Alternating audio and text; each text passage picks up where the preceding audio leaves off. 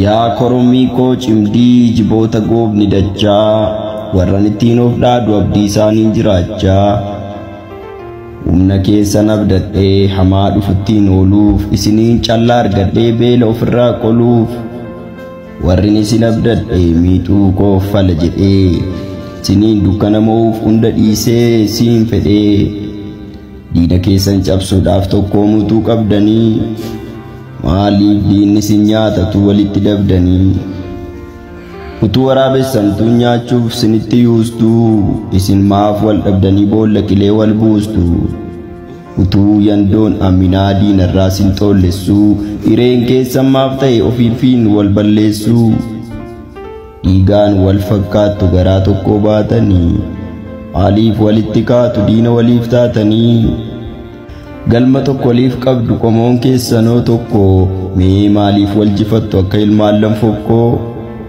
qottanii galchitanii wal sooruutu qabdanii mee maaliif wal raastu maal immoo dhabdanii humna keessan abdatee utuu maatiin of dhaaduu isin maaliif taatan warra du'aaf wal gaadu galma waliif ga'uu qabdan walakkeessa geessanii maaliif boolla waliif qotuuf dhub jettanii teessanii wal jabeeffachuun afee maaliif wal cuffattu wal sirreeffachuun afee maaliif wal tuffattu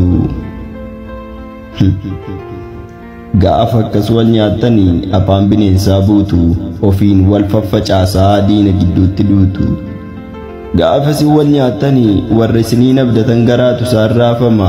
abdiif hawwiin isaanii akka malleen kaafama maaddii tokko irraa nyaachaa madaa tokko waliin baachaa waliin nyaatinaa albee waliif hin baatinaa sin addatti wal ilaaltu diin walitti sin beeka kanaafuu jiboota koo wal nyaachuurra wal eegaa waadaa Geetaachoo